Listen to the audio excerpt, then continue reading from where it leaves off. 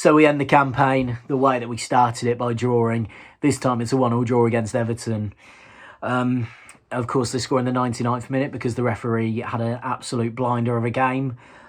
He was really, really consistent. Every decision he made, I completely agreed with it. And especially the added time, I don't think I could ever agree with a decision more in my life. Just a bit disappointing in it, but it's something that we're not exactly going to get heartbeat, like lose any sleep over. We're safe in the Premier League, so it's not really the end of the world that happening. Disappointing, but again, not the end of the world. You look at the team selection from Lopetegui. I kind of expected 6 changes. The build up to it was we was going to play 4 certain players. I'll come into them at the end of the video. We were going to play 4 certain players, and they were going to get at least a decent run out so they could say, wave goodbye to the team. One of them started, and I believe one of them was on the bench. The other 2 weren't on there. To be fair, as I said, the first 15 minutes, I felt like Everton were on top. Every time the ball, was getting whipped in, it looked as though that Dominic Calvert-Lewin was going to win the headers. The second balls, we just didn't seem like we was reacting to him well enough. We kind of didn't really wake up, to be honest. It was only when we added a little bit of intensity to our game that we really showed that we were going to cause problems and we were going to cause threat towards Everton. And you could see that they were fighting for their lives. They were fighting for every tackle. They were, being aggressive with us. They weren't showing us any respect whenever we were on the ball, which is something that I've been critical of Wolves teams past for, not basically showing too much respect to the opposition. Adama Traore on the left-hand side, I think that's something that if he does sign a new contract, that needs to be explored, because whenever he seems to have his best run of form, I saw someone put this on Twitter, that when Adama's at his best is when he's on the left-hand side and he's, running across diagonally. It seemed like the defenders are so worried about Adama's next move instead of he's going to commit a pass, and then, Wang pretty much had the freedom of Molineux to put the ball in the back of the net. It's a good finish. He's in the right place at the right time. I mean, you look at the resurgence he's had since coming in, since Lopetegui's come in, he's been absolutely brilliant. He's now a core member of the squad. From when you consider it, when it was under Bruno, he missed the penalty against Preston. He was at fault for the Newcastle goal, and he got booed when he came on against Southampton. And you look at the revival that he's done now, fair play to him. He's proven myself as well as many other Wolves supporters wrong, which is something that, we can always... It's always good when that happens, in my opinion anyway. Some of the other people that came in that potentially could have surprised a few people, for me, not really. We've got players still fighting for the shirt, still fighting for their place to see if they're going to be in the starting 11 for next year, and think, oh, actually, I don't need to make a signing because XYZ is going to be, that player that's going to be starting in that position. Collins, it was a big opportunity for him, and I think he took it, to be honest. His first touch, I agree, it's not necessarily the greatest. His distribution at the back is really, really good. He does look calm every time he's on the ball. And whenever the ball's in the air, 9 times out of 10, it looks like he's always going to win that header. He is a real talented player.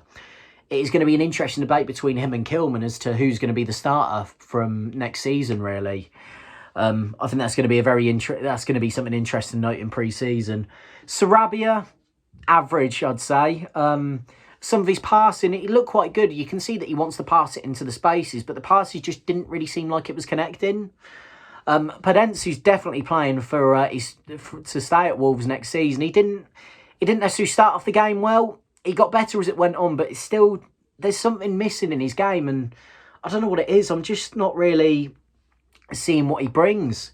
He spends more time on the floor and doing these fancy flicks and actually giving the ball away than, showing the good, really, because I'm sure he does good things, but I just don't see the good things that he does, really.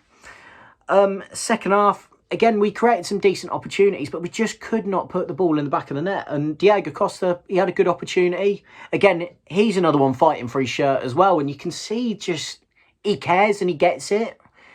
I think he'd be one squad player I'd definitely consider keeping for next season. Him in the dressing room, I think, would be, brilliant, to be honest. In terms of the, the players that, are going to be leaving the football club, it was quite sad when Neves left the pitch. He was the one player who, out of all of this time, has been consistently good. I've criticised him before. I think it was mainly in the COVID year. I didn't necessarily think in certain points he was playing the greatest football. But he's he just keeps getting better and better. Like the last 2 years, he's comfortably been our best player, and actually the one player that, you know, the fans look at and think, wow, we really have got a special player on our hands, like a talent that we've not seen at Wolves. And if he does go, fair enough, we can't really be too critical of him. I think he's probably stayed a little bit longer than we all anticipated, really. A year, especially. It was sad to see him come off the pitch. It was also really, really bad to see the reaction that Raul Jimenez had. I completely disagree with the reaction of that. He just acted bigger than the manager and bigger than the football club, which Raul Jimenez, he's not bigger than the football club. And compared to Julian Lopetegui, I'd rather take Lopetegui over Raul Jimenez. For 2 years, he was unbelievable. He was so good at his peak. There wasn't a better striker in Europe than Raul Jimenez. The last 18 months, every time I've come on here, and also from what I've seen from other people, all we talk about is the negatives that he's done, because he hasn't done anything in a positive light. He hasn't scored since March last year. He refused to play for the football club by going over to the World Cup, claiming to have chronic fatigue, but then was fit enough to be on the bench for Mexico. His partner's also put stuff out on social media as well about, you know, loyalty and all of this and all of that. And then there's also, as well, the performances, which just have not been good enough at all. And he's just really, he's looked a shell of what he was last season. And last season, I didn't necessarily think he was the greatest either. He's managed to digress. Unfortunately, players like that, they need to be gone from the football club, especially with reactions like that towards the manager. I mean, you just can't do that. Regardless of the circumstances, you can't do it. Moutinho, he was, again, a key player for us for those first 2 years.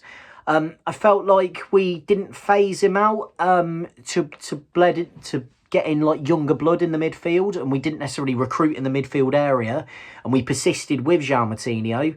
And it's just an unfortunate case that his legs have gone. Great player in terms of those first 2 years, absolutely unbelievable. But it just felt like it was time for him just to move on, really. Johnny was your consistent, solid 7 out of 10. Again, he's fallen into the same trap as, Raul Jimenez, not in terms of the attitude, but in terms of, 7. I think, actually, to be fair, he did have attitude problems under Bruno, but he was always your solid 7 out of 10. He always put in a decent shift, and he was always really, really good. It's just a shame that he had the 2 ACL injuries, and he's just not good enough to move us forward now. And I think, to be fair, for most of the players, we need to get rid of at least 50% of the squad. I think it's now time to get rid of sentimental value, because I think Julian Lopetegui can guide us to the heights that we had under Nuno. Potentially, I think he could do even further than that. But again, who knows? I hope I'm proven right with that. Anyway, thanks for having me on Talking Wolves, and I'll catch you all in a bit. Finished Wolves 1, Everton 1 on our final home game of the season. We'll start with the lineup. It was a different lineup today that we saw. I think a lot of people were obviously not too pleased with it. It seems as the manager said about sentiment before, and he's not looking for sentiment for players, and we saw that today towards the end of the game, but I'll come on to that in a minute. But the game started, and I thought we started really poor. It just looked like a team who hadn't had many minutes for the season, especially Collins. I thought he had a really tough first half, and then came into it a bit second half, but it still looked shaky at times. The goalie, Bentley, I thought he had another good game today. Commands his area well. He makes some good stops, some good catches in his box. I do think he needs to work on his distribution a little bit, but once again today I didn't think it was too bad at all. Apart from that, I thought the back four played quite well, defended well against their only really one ball that they can think of doing, lumping it up to the forward man and getting flick-ons, or putting it in the box and trying to win the header to score the goal. And we score our goal, and it was it was a bit of brilliance from a Dharma, what we've seen him do numerous times before.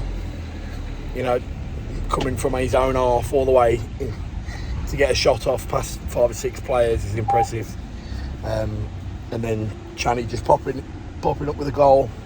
How many times have we seen Hwang Hee-chan in the right position and this season to just tap it in? And that's what I think Lopetegui likes about him, especially, and also the fact that he works his bollocks off for 90 minutes. So I thought we actually played quite well today.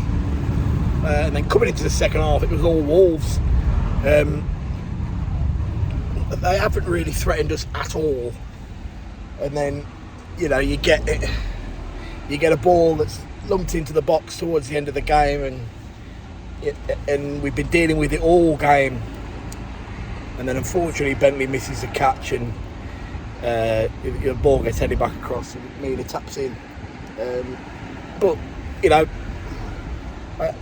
I'm annoyed at the fact that we threw the game away a little bit, but I'm not really arsed. You know, we're safe. They're clutching on. That'll probably help them a little bit.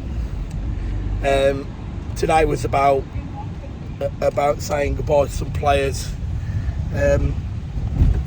Neves, I thought, was brilliant today.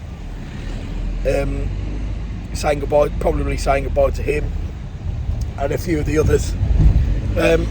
About the Raul situation, you could see Raul was upset that he didn't come on today, which is fair enough. It's probably his last game at home for Wolves, and he hasn't got a chance to say goodbye to the fans the way he would have wanted to.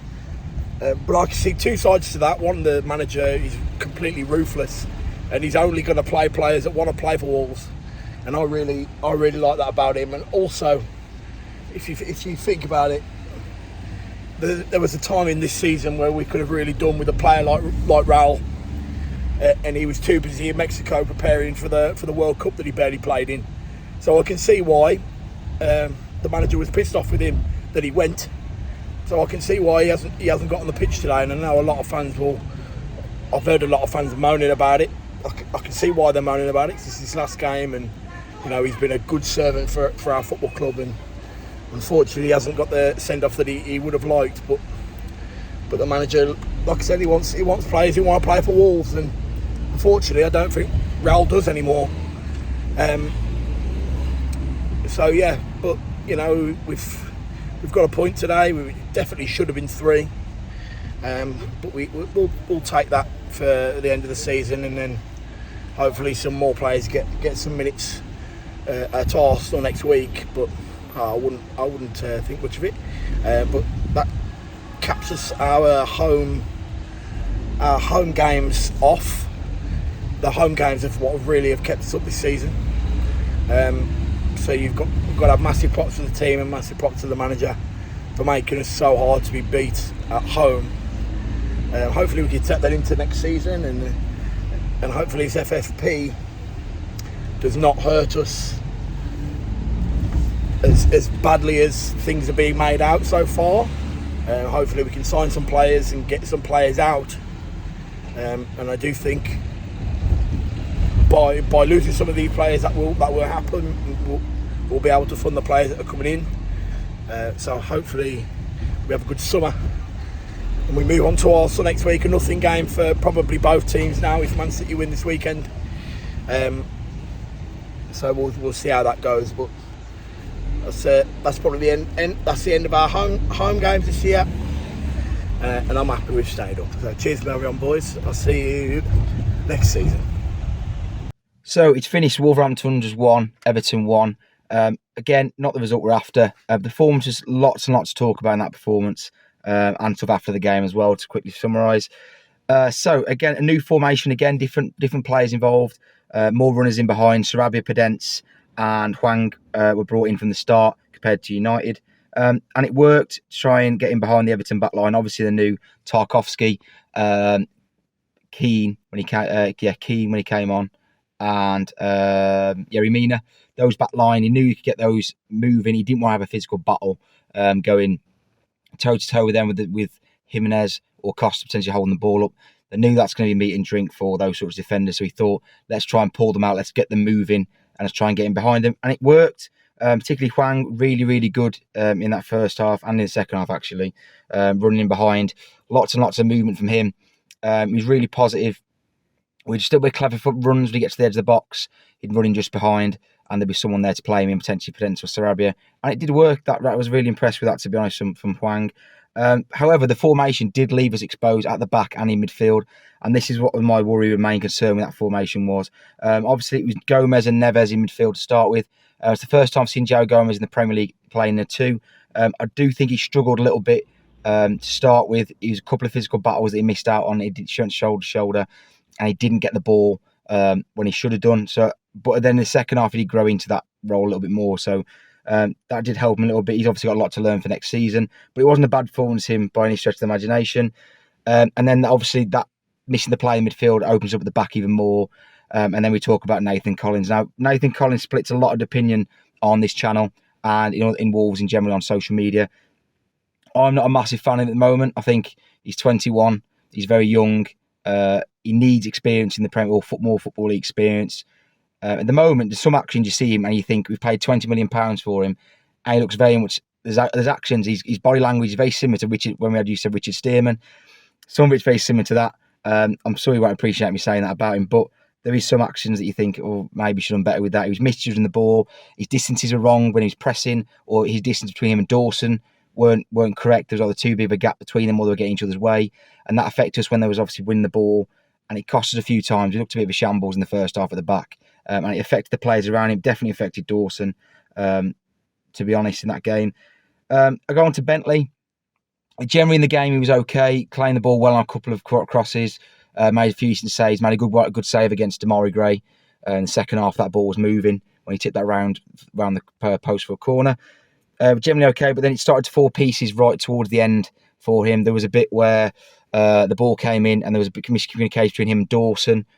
And ended up going for a corner where if Dawson got a big enough shout from Bentley, he could have left it in to caught the ball. We then got that corner in. The corner was then cleared.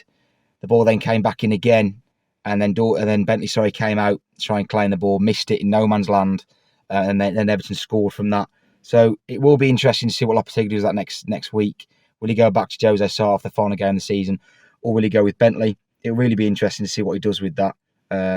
That'll split Wolves fans. I said last week on the channel that it's Bentley's place at the end of the season. It probably still is, I think, to give him a fair crack at it.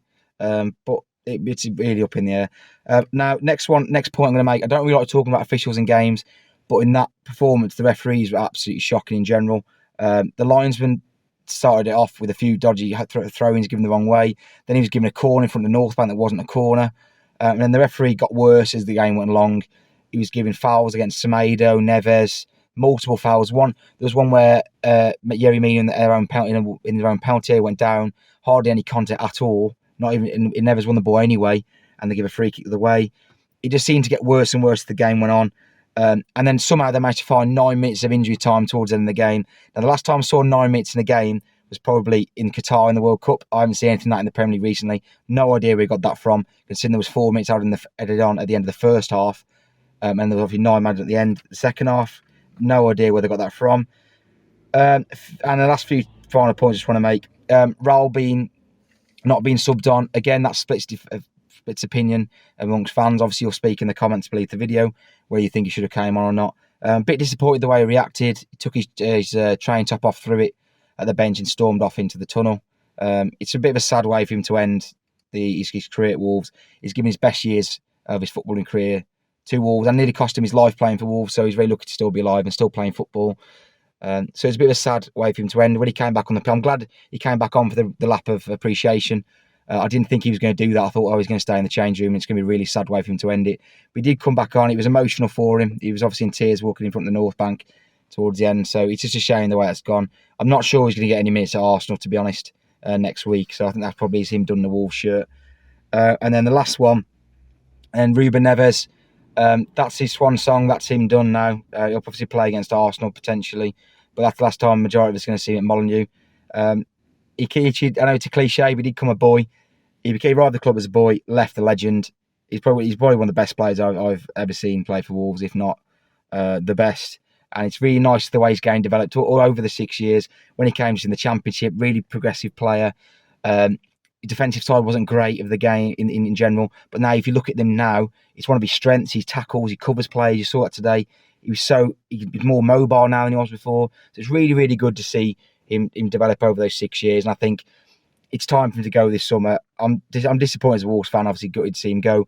But in terms of his own career, I want him to do well and I want him to have a good career. So he's earned that move now. And I just hope he's appreciated by whatever club he goes to. I hope they appreciate him. I hope the fans respect what he can do and give him time. And actually, I hope he doesn't get a load of abuse. We might see him back in the Wolves shirt. We never know. But the old saying is obviously never go back. So it's a mix of emotions today. And then one last thing on the Laperonid. You can see this in the comments below. You can let me know if you see it in the comments. I didn't see João Moutinho, Gianni Otto, or ait-nouri in the lap of honour at the end. I didn't see them. Let me know in the comments if you did, because I wasn't sure where they were. But apart from that, it's the end of the season for me. I'm not going to Arsenal, so the fans that are going to Arsenal, enjoy it, have a good atmosphere, see what happens, and hopefully I'll see you all next season. So Wolves' final home game of the season has come to a close in what you could say was a pretty dead rubber match for Wolves today. Everton needed the points, but it was more, I guess, from the attitude of the fan base, the attitude of the players who were going. It was like an emotional day for the club today. A lot of the old guard, we can assume, are leaving, the likes of Neves, João Moutinho, Raul Jimenez, Johnny, Adama as well. The big players for our club in the kind of rejuvenation of our kind of Premier League status, our status as a club that can compete at the top level of the game again. So it was a sad day, and the game was kind of neither here nor there. I think the result. I'll touch on the game briefly. I think the first 20 minutes, half an hour, were pretty dire, to be honest. It looked like a game of two teams that are struggling for points this season, which is exactly what it was. Until a pretty trademark Adama Traore run, which I think I'll touch on Adama. How it's taken us 37 games to realise, well, not us, but Lopetegui, how it's taken him 37 games to realise that Adama is much better and much more effective off the left-hand side, where he can drive into the pitch and cause trouble for all defenders and bring them entirely out of shape, is beyond me. Instead of sticking him on the right-hand side every single game for 5-10 minutes, get to the byline and lump an aimless cross into the box. But it was that was caused the goal today. I think Adama looked brilliant in parts today.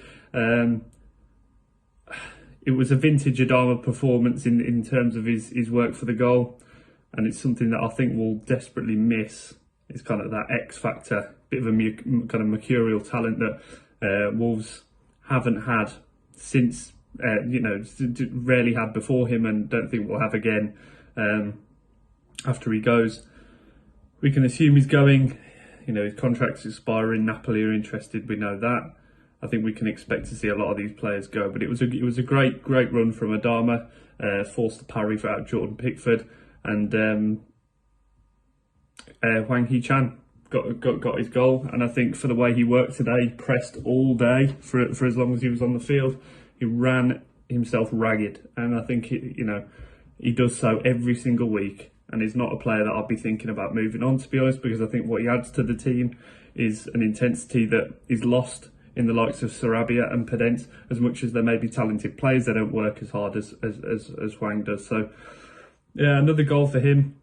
That puts 1-0 up, and I think, to be honest, things were relatively comfortable. I don't think Everton did a huge amount wrong. I think we right rather.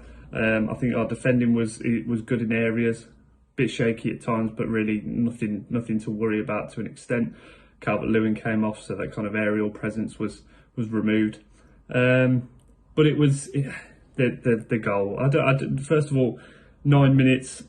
You can argue where they came from. I mean, Semedo was down for at least 3 or 4, so that could be a part of the reason. But it's sloppy defending. I think we really switched off in that last couple of minutes. Everton were piling on the pressure, corner after corner. Bentley was looking more shaky every time a ball was delivered into the box. and he misses the ball at the back post to Tarkowski, and Yerry Mina stabs it home to make it 1-1. So that should be Everton safe now. Kind of gifted them that one, to be honest, but it doesn't really matter. We've been safe for a couple of weeks now, so it's not a big deal. It just depends on who you wanted to go down at the end of the season. But I think the main talking points today have been the likes of Jimenez not getting any minutes, Moutinho not getting a look in, in the squad. I think it's interesting. I think the opportunity was there today to give those players that deserve the send off, that deserve to send off for their kind of time at the club. They deserve 5 or 10 minutes on the pitch in front of the fans. I think today it's not a big deal, and I fully appreciate there's a game to be won, and I'm fully of the attitude that I think you should always try and win the game first. It was only 1-0. I can see the reasoning to why Lopetegui brought on the likes of Cunha, Lamina and Boubacar, but I think to bring on Diego Costa and Cunha ahead of Raul Jimenez today was a questionable decision, despite what's happened kind of pre-World Cup and during the World Cup. His performances have lacked, of course, but he's the best striker I've ever seen at the club, and I think knowing that it was his final game, definitely, considering his relationship with the manager, definitely his final game for the club at home, to not play him was questionable from Lopetegui today. And that picture of him crying that I've seen on Twitter only kind of rubs more salt in the wound.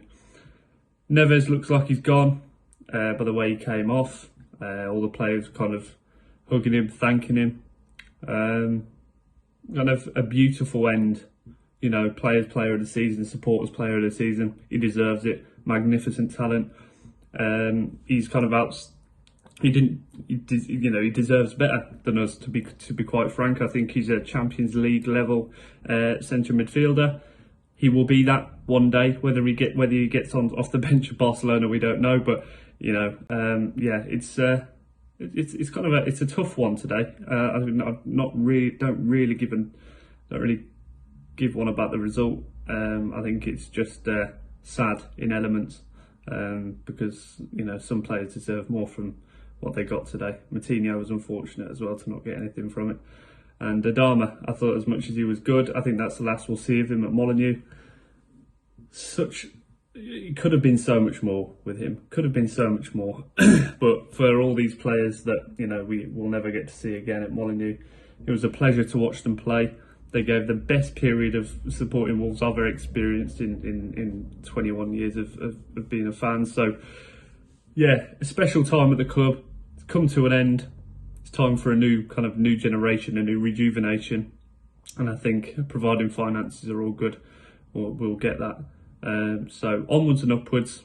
Doesn't really matter what happens at Arsenal. At the time of recording, they're losing to Forest, so doesn't really matter at the end of the season. Does not really matter. So we'll see what a pre-season looks like for Wolves, and hopefully far our way up the table with a new look squad.